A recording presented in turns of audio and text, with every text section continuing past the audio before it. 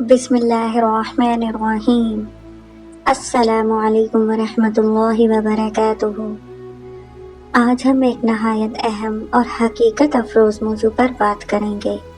یہ موضوع ہے قبر اور انسان کی حقیقت۔ میرے عزیز بھائیوں اور بہنوں، دنیا کی حقیقت، چمک دمک، عزت و دولت، رشتہ داریاں اور شہرت، سب کچھ انسان کے ساتھ یہی رہ جاتی ہیں، لیکن قبر وہ جگہ ہے جہاں ہر انسان کو تنہا جانا ہے، چاہے وہ بادشاہ ہو یا فقیر، امیر ہو یا غریب، عالم ہو یا جاہل، سب کا آخری ٹھکانہ قبر ہی ہے۔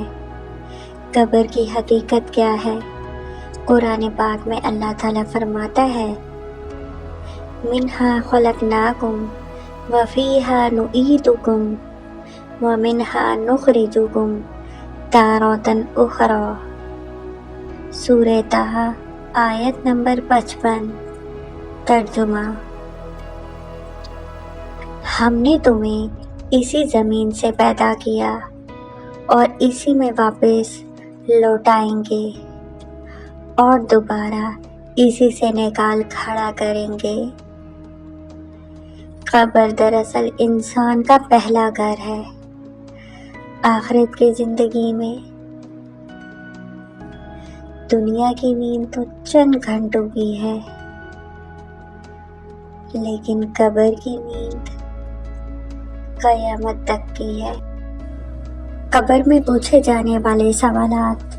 حدیث پاک کے مطابق جب انسان کو قبر میں رکھا جاتا ہے تو 2 فرشتے آتے ہیں جنہیں منکر اور نکیر کہا جاتا ہے۔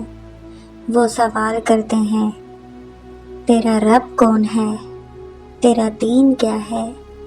یہ شخصیت یعنی حضرت محمد صلی اللہ علیہ وآلہ وسلم کے بارے میں کیا کہتا ہے؟ جو شخص دنیا میں ایمان کے ساتھ زندگی گزارتا ہے وہ ان سوالات کا جواب آسانی سے دے دیتا ہے، لیکن جو شخص غافل رہتا ہے اس کے لیے جواب دینا مشکل ہو جاتا ہے۔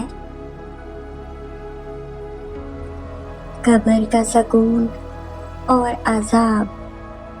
نبی کریم صلی اللہ علیہ وآلہ وسلم نے فرمایا، قبر یا تو جنت کے باغیچوں میں سے ایک باغ ہے یا جہنم کے گڑھوں میں سے ایک گڑھا ہے۔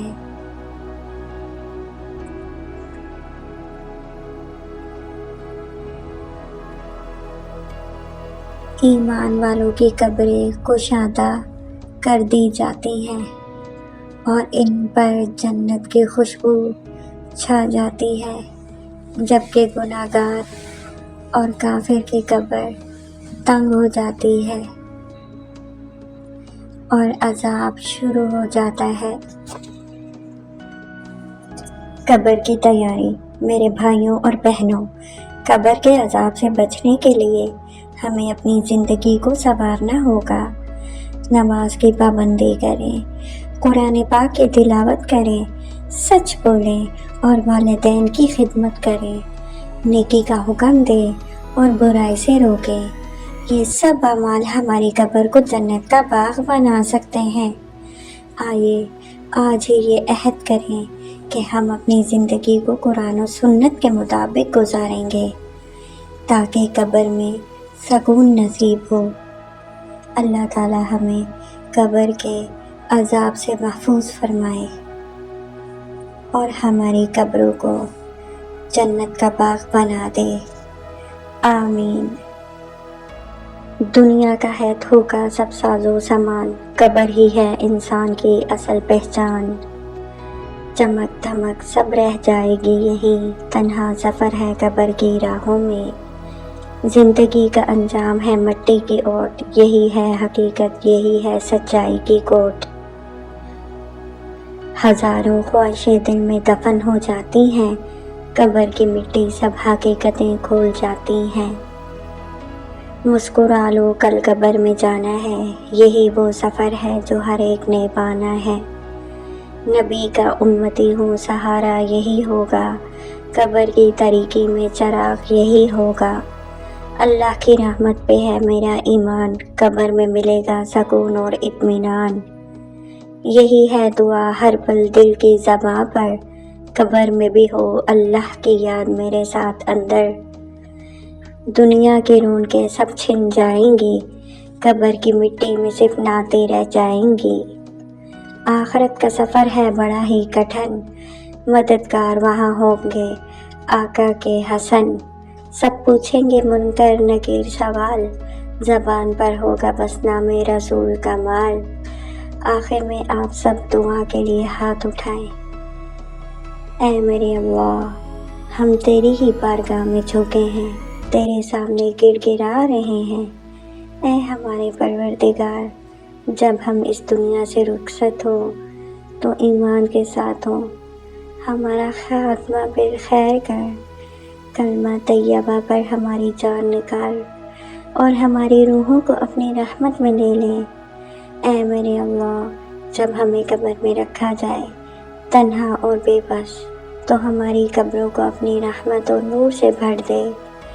कब्र की तंगी को हमारे लिए कुशादगी में बदल दे। कब्र को हमारे लिए जन्नत का बाग बना दे और मुनकर नकीर के सवालात का जवाब देने की हिम्मत और तौफीक अता फरमा।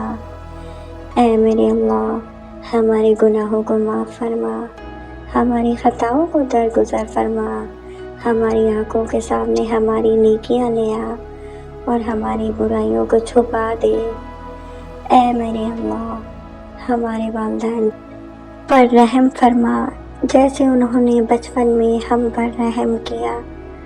हमारे अजीज़ों अकारिब, दोस्त अहबाब और तमाम उम्मत मुस्लिमा की मग़फ़रत फरमा। ऐ रहमान, हमें दुनिया की फ़ानी मोहब्बतों में ना भटका, अपनी याद और अपने दीन पर कायम रख। हमें कुरान का साथी बना, नमाज का पाबंद बना और हमारे दिल को अपनी मोहब्बत और अपने नबी करीम सल्लल्लाहु अलैहि वसल्लम की मोहब्बत से भर दे। या अल्लाह, जिस दिन कब्रें खोली जाए, हिसाब का दिन बर्पा होगा, हमें अपने हबीब के झंडे तले जमा फरमा। हमारा हिसाब आसान फरमा और बग़ैर हिसाब जन्नतुल फिरदौस अता फरमा। ऐ मेरे अल्लाह, हम सबको अपनी रहमतों का वारिस बना। हमारी ज़िंदगी भी तेरे दीन के लिए हो और मौत भी तेरे दीन पर हो। आमीन या रब्बुल आलमीन।